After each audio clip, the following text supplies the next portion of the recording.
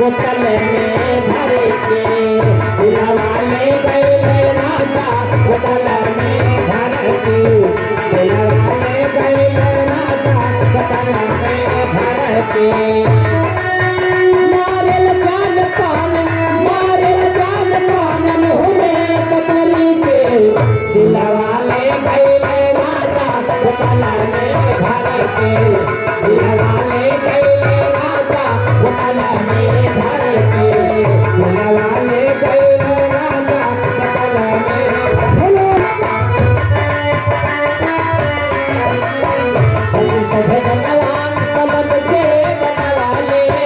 भगनवा कलम के बनवा ले